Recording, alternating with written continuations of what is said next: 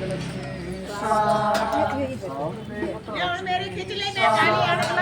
दो बच्ची ये सारी चढ़ा दो। ठीक है जी। हो गया मुझे पूरा जरूर भर लेना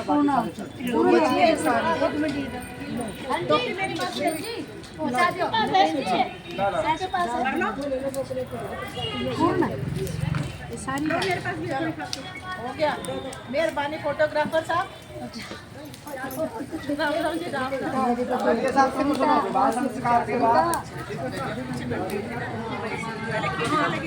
हाँ हाँ मैं बताऊँ पूर्ण नहीं होते जब तक कन्या वर के माँ मांग में नहीं पहुँचती, उनकी अर्धांगिनी नहीं बनती है। सब अर्धांगिनी कब बनेगी? जब उनके लेफ्ट हैंड में या माँ मांग में ये कन्या कहती है। इधर सुनाओ।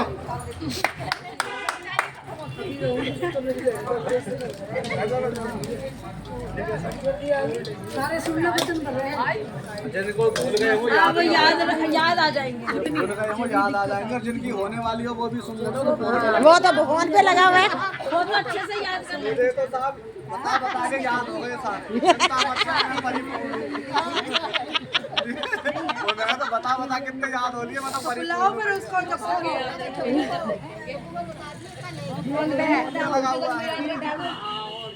बोलो यज्ञ नारायण भगवान की जय। तो कन्या कहते हैं मेरे 7 वचन को तुम परिपूर्ण कर दो तभी मैं तुम्हारी अर्धांगिनी बनने के लिए तैयार। ये पूजा होना, आपका वर बनना, आपका मुकुट पहनना, भगवानों का आह्वान करना, पितरों का आह्वान करना, सभी लोगों को खुश करना, नाचना गाना, ये सब कुछ केवल समाज को प्रसन्न करने के लिए था।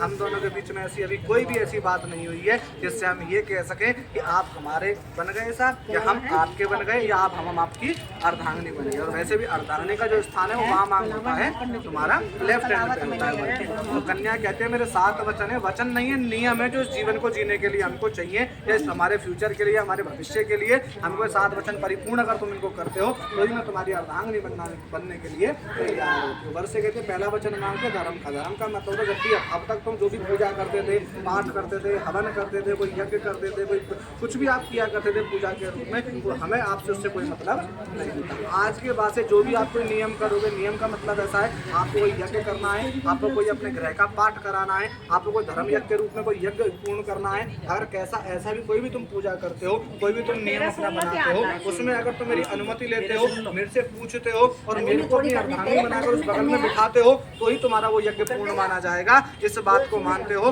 तो ही मैं तुम्हारी अर्धांगिनी बनने के लिए तैयार हूँ। तो वर कहता है कि हाँ जी आज के बाद जो भी मैं पूजा करूंगा, जो भी नियम करूंगा, जो भी यज्ञ करूंगा, हवन करूंगा या पाठ करूंगा, मैं आपसे अनुमति भी लूंगा और आपको अपनी अर्धांगिनी बनाकर साथ में बैठाऊंगा, उसको बिठाऊंगा भी। ठीक है सर, पहला वचन हो जाता है। दूसरे वचन में कहता है साहब, कन्या दूसरे वचन में पूछती है कि कहने का मतलब दान। दान का मतलब ऐसा नहीं है रुपए 4 रुपए दान करे। दान का मतलब कोई भी ऐसा दान, जैसे कन्यादान हो गया, भूमि दान हो गया, गौ दान हो गया, या सर्दियों में जैसे किसी में लकड़ियां माघ में हम दान करते हैं, या गर्मियों में हम क्या करते हैं प्याऊ लगवाते हैं। तो ऐसा ना हो आपने बाहर से बाहर धन कमाया, बाहर आप इन चीज़ों को दान करके आ गए, ऐसा कदापि नहीं होना चाहिए। अगर तुम्हें कोई ऐसा दान करना है तो मना नहीं करूँगी, लेकिन मेरी अनुमति अवश्य ले लेना। मैं आपके साथ भी रहूँगी, भी हमें दान करना है या हमें अपने जीवन में ऐसी ऐसी चीज़ें हैं हमें दान इस रूप में करनी है। जिस बात को मानते हो तो ही मैं तुम्हारी अर्धांगिनी बनने के लिए